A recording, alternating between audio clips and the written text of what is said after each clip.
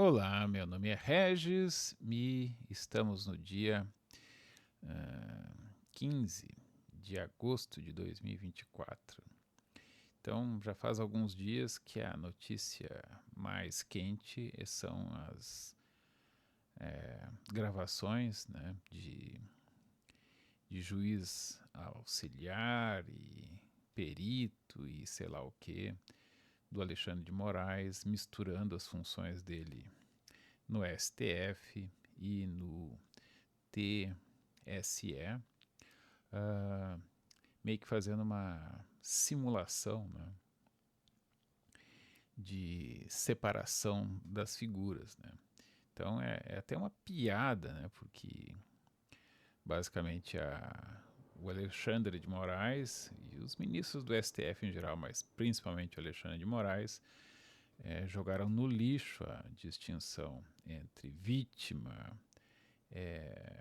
policial, Ministério Público e juiz, né? E se colocaram em todas essas posições ao mesmo tempo. Né? Então, se sentiram ameaçados pelas fake news. Aí, o então presidente do STF, Dias Toffoli, ex-advogado do PT, abriu um inquérito,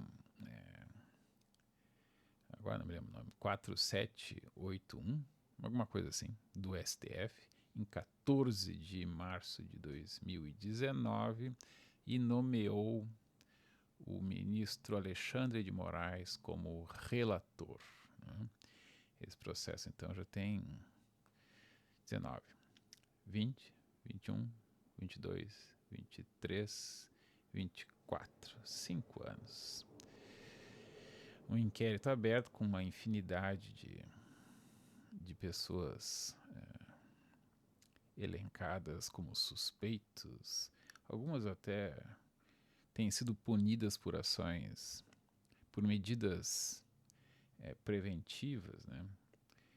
Então, o meu desgosto é o seguinte: não há novidade nenhuma que é uma ditadura e que ele é um ditador, testa de ferro, mas um testa de ferro ditatorial, não há novidade nenhuma. Não há novidade nenhuma. Então, até uma figura que eu utilizei num comentário dos vídeos do Ancapsu, né? Eu comentei, tá, mas é como se se houvesse um serial killer, um assassino serial, e aí lá pelas tantas surgisse a notícia, não, agora ele matou mais de 100 pessoas, agora ele vai ser processado e provavelmente será condenado. Não. No que se descobriu que tinha matado uma, duas, três, quatro pessoas, já deveria ser investigado, processado e eventualmente condenado. Ou ficar sob uma medida de segurança. Né? Medida de segurança é também um tema meio polêmico e doloroso, né? Porque basicamente nós temos dois ou três buracos pelos quais o Estado de Direito tem sido destruído. Né? Então, por exemplo, a Lei Maria da Penha. Né? Nem vou entrar no mérito de se a Maria da Penha ela acusou injustamente o seu marido, né?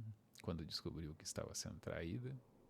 Essa é uma outra versão. Eu não sou um estudioso do caso, mas já vi estudiosos do caso, claro que com seus vieses, defender que na verdade é meio tragicômico, né?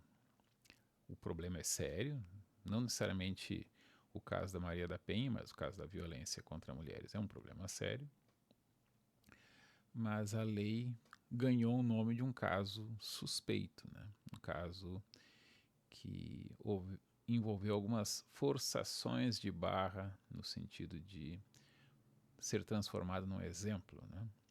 Esse é um dos problemas de tentar criar um caso emblemático, né?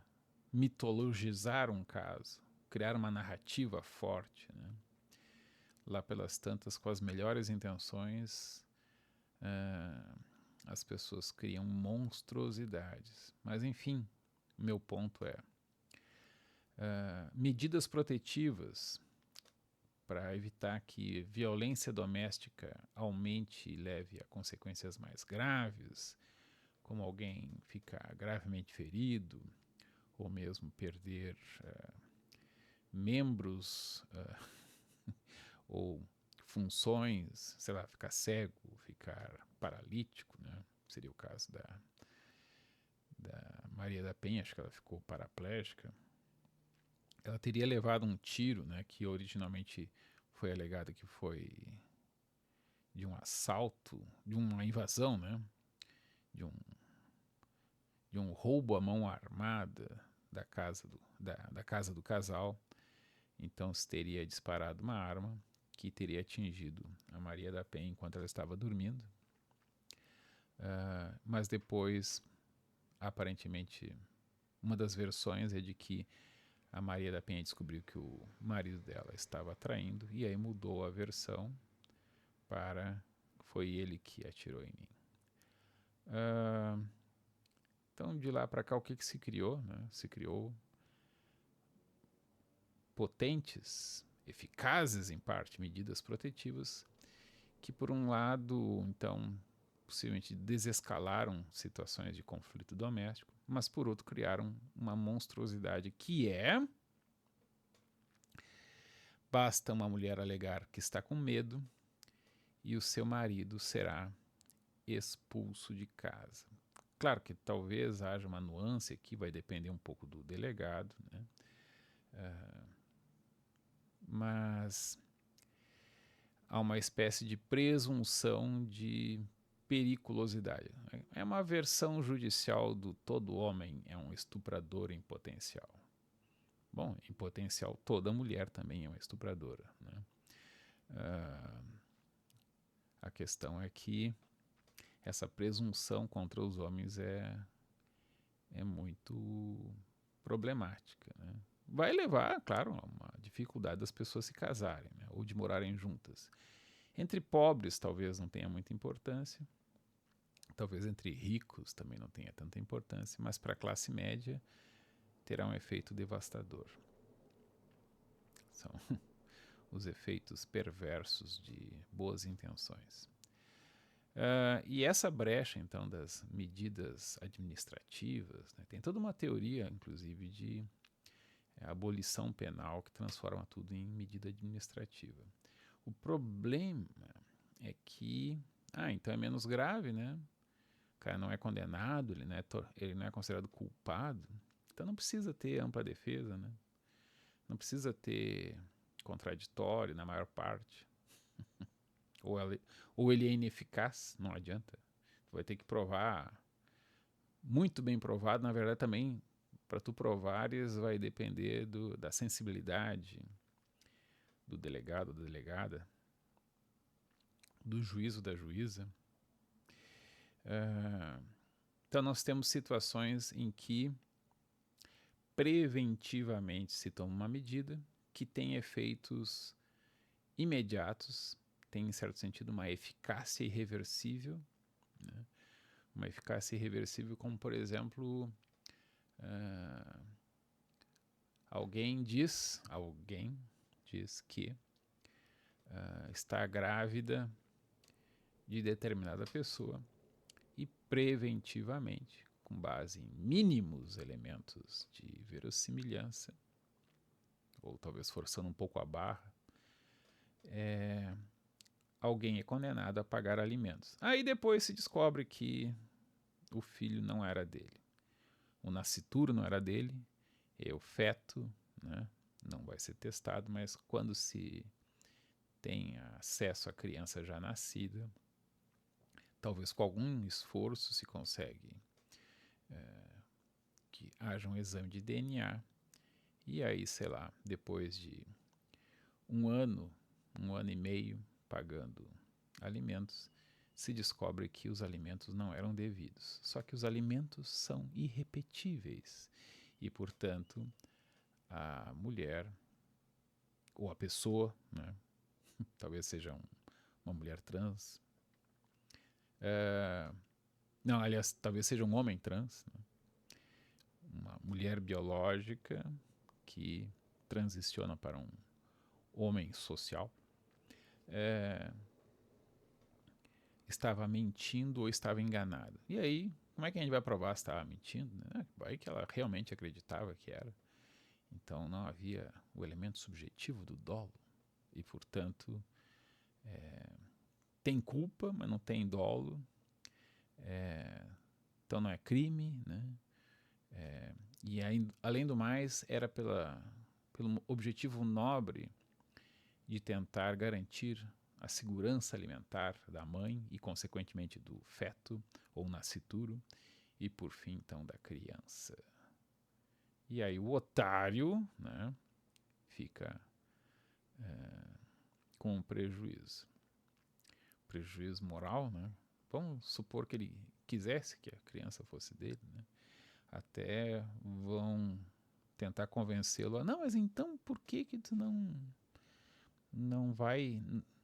dobra a meta e te transforma de pleno direito em um pai socioafetivo, né?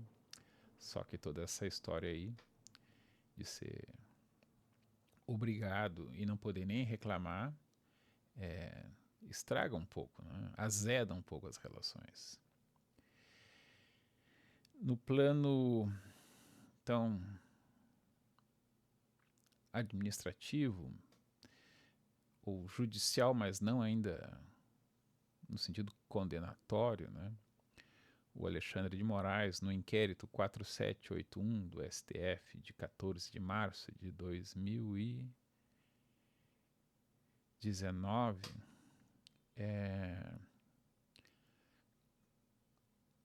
fez muito exagerada e amplamente, fez muito uso de prisão preventiva, uma prisão preventiva que, como é do STF, ela fica por tempo indefinido, o cara fica 1 ano preso preventivamente, ou até mais. Aí depois descobre que errou feio, né? Tem, assim, por que essas gravações causaram certo escândalo? Pelo paralelo com a Vaza Jato, né? As gravações entre o então juiz, acho que era da 13ª Vara Criminal da Justiça Federal de Santa Catarina, ou do Paraná, do Paraná, o Sérgio Moro, com o pessoal do Ministério Público Federal. Não sei qual era o papel, se era central do Deltan Dallagnol, e vários outros. Como é que é o promotor de justiça no Ministério Público? Acho que é procurador da República. E aí é procurador da República no primeiro e no segundo grau, só que procurador da República do primeiro grau e de segundo grau. As coisas muito irritantes. Então tem um certo paralelo aí. Eu diria que tem até umas tecnicalidades fundamentais importantes. Mas aí foi interceptado, né? Então as provas são ilegais e tal. E parece que agora as provas foram fornecidas por uma pessoa que estava envolvida nas conversas e, portanto, seriam provas legítimas. Né? Mas e se o objetivo não fosse penal, simplesmente buscar a verdade? Né? Então isso aí não vale, não existe, não aconteceu. Né? É um dos problemas do formalismo penal, né, das acusações, em detrimento, às vezes, da verdade mais óbvia. Né? Ok, não se poderá, o Estado não poderá, e muito menos um particular poderá se valer de provas ilegítimas para obter vantagem econômica, uma indenização, ou para buscar a condenação penal, né? Ah, mas e para aperfeiçoamento dos procedimentos? Aqui eu tenho por modelo as investigações de acidentes de aviões, né? Claro que há uma série de pressões para tentar descobrir, para tentar botar a culpa na falha humana do piloto, né? Que aí pode liberar os aviões que eventualmente estão no solo para ver o que está acontecendo. Qual foi a falha que levou esse avião a cair, né? Na dúvida, se a gente acha que pode ter sido uma coisa mecânica, em alguns casos se manda ficar com os aviões sem voar. Então há uma pressão gigantesca para que se diga que foi falha humana, né? E se libere os aviões. Mas, ressalvado isso, ou seja, não há situação isenta de dificuldades, de problemas e de tendência à corrupção, né? Ainda assim, jogar fora totalmente as provas, porque para finalidade punitiva elas seriam, e concordo que seriam inadequadas e inaceitáveis, não quer dizer que não sejam relevantes para um aperfeiçoamento dos procedimentos, né, do processo, da própria legislação. Então, eu quero concluir dando mais uma terceira ou quarta guinada nessa arenga, que é a seguinte. É uma loucura o que essas pessoas que, de modo geral, eu até considero como bem intencionadas, ainda que estejam fazendo coisas terríveis, cheias das melhores intenções, e claro que alguma vaidade, ideologia, interesses, né? Mas não só, ou não até principalmente. É impressionante o quanto, nomeadamente, Alexandre de Moraes, Carmen Lúcia, como é que é? O Barroso. Barroso já tem minhas dúvidas. No caso do Dias Toffoli, eu não acredito em boas intenções ali. Pode ser que haja.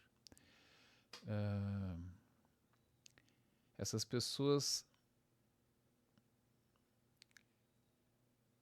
venderam suas biografias, jogaram elas no lixo, na minha percepção, e criaram um risco gigantesco, inclusive para elas próprias e para as pessoas que elas provavelmente pretendem estar beneficiando ou protegendo, porque vamos supor que o grupo político que agora está no poder, o PT, né? O PT apoiado pelo PSDB e os Faria Limers, né? E o pessoal das federações de indústrias e bancos e sei lá o quê. Esse pessoal limpinho, né? Que resolveu que se havia de utilizar Lula para derrubar Jair Messias Bolsonaro, o político que veio do Centrão e que tentou não entrar no esquemão do Centrão, depois foi obrigado a entrar e ele é acusado pelas duas coisas, né? Por não querer negociar com o Centrão, porque isso seria corrupção, e depois por ter se corrompido e negociado com o Centrão. É muito engraçado. Mas enfim, essas pessoas criaram uma situação terrível, porque e vai que um outro grupo, que nem precisa ser o do Bolsonaro, mas um outro grupo não de esquerda ou não de centro-esquerda chega ao poder com todas essas brechas de vale tudo, né? O problema de ser um tirano, um ditador, é que se cria muitos inimigos, né, e se cria o precedente de se poder utilizar recursos extraordinários de perseguição contra os inimigos. Então essas pessoas tendem a não retroceder, ou seja, é daqui para pior, daqui para Venezuela, e a Venezuela tende a piorar também, né? O que se está descortinando como horizonte? Então, Maduro já chutou o balde. A eleição não precisa nem mostrar as atas, né?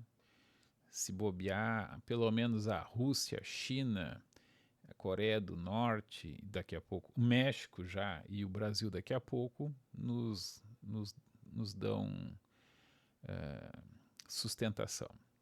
Aqui no Brasil, Lula de repente já está pensando, eu tenho que apoiar o Maduro, até porque daqui a pouco eu vou ter que fazer uma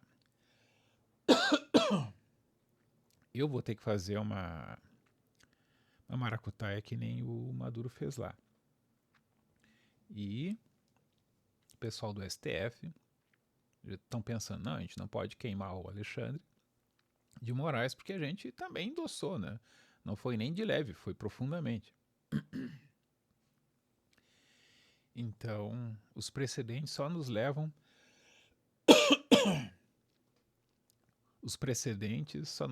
à necessidade desses grupos de radicalizar cada vez mais a disposição deles de serem tiranos. Então, a tirania está se tornando cada vez mais explícita, né? E não é só no Brasil, isso aqui é o que me preocupa um pouquinho mais, né?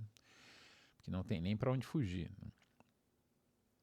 Claro, tem os exemplos históricos do pé frio, né, que era o Fernando Henrique Cardoso, que ia sair do Brasil, foi para um lugar, derrubaram aquele lugar também.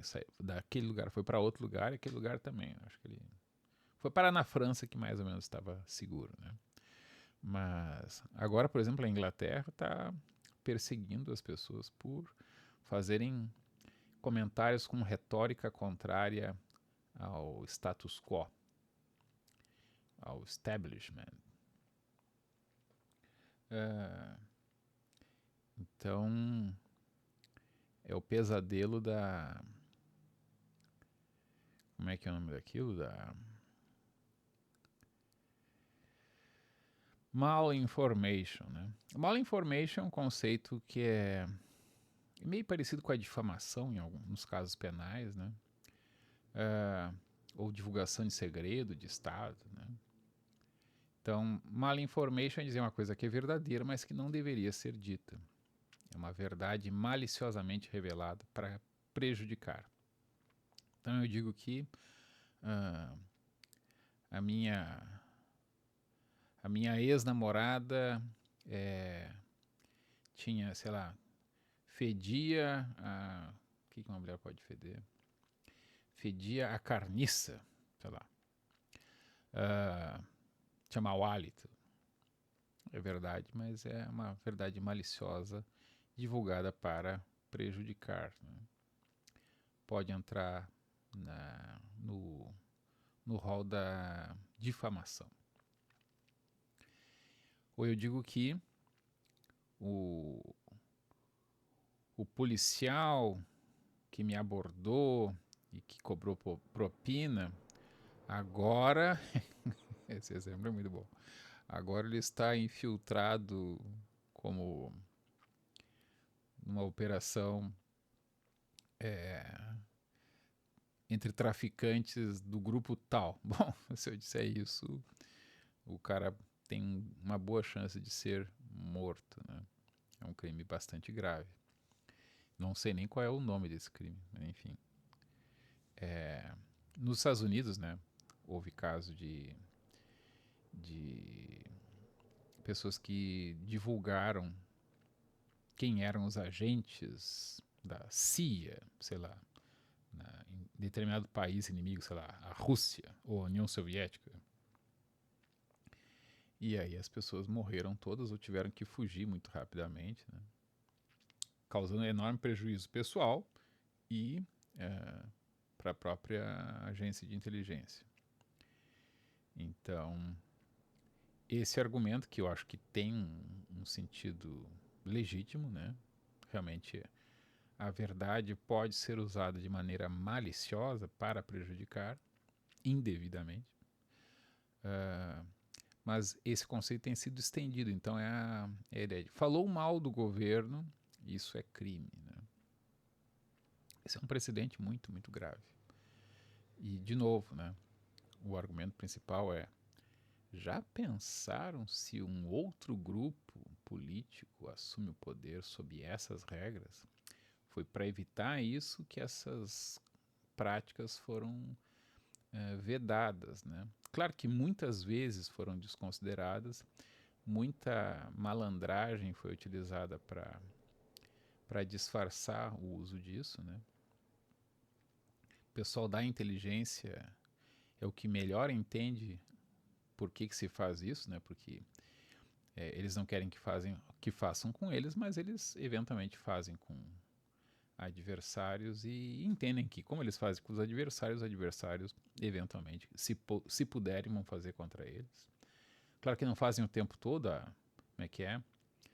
Não se vive em estado de guerra total o tempo todo, nem mesmo numa guerra, né? Então, essa ideia de que não se vive em estado constante de guerra total, no qual vale tudo, é uma regra de prudência muito importante. Mas os tiranos abusam um pouco, aí abusam mais um pouco, aí abusam muito, e aí tende a abusar cada vez mais, porque eles não podem retroceder.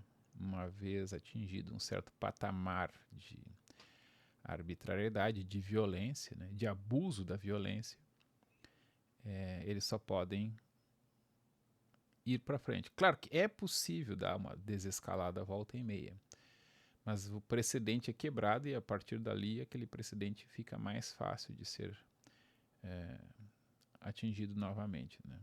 Isso é uma tragédia gigantesca, que já aconteceu tantas vezes na história, que eu confesso que eu fico meio envergonhado de que eu fique surpreso de que isso tenha voltado a se tornar tão recorrente, né?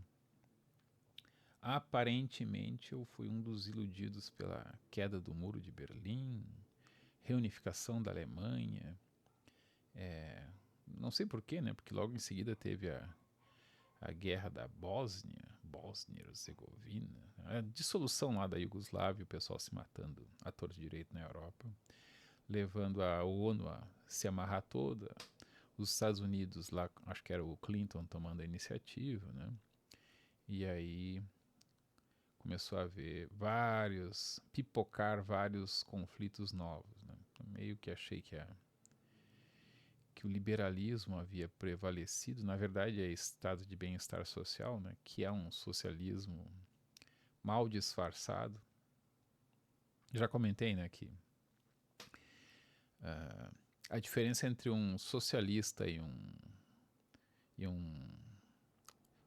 como é que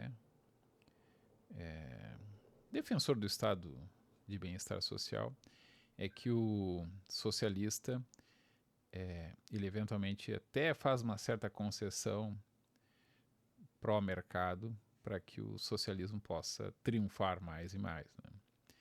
E o defensor do estado de bem-estar social, ele supostamente faz uma certa concessão socialista para que o capitalismo possa prevalecer ou continuar ou trazer os seus bons resultados, né? Mas no final das contas os dois tendem a apenas crescer, né, no seu arbítrio, no seu abuso da interferência estatal sobre a economia e sobre a vida privada e no final de contas sobre tudo, todos os aspectos da vida de um cidadão acabam tendo de passar pelo Estado, seja no socialismo marxista, seja no nacionalista, né?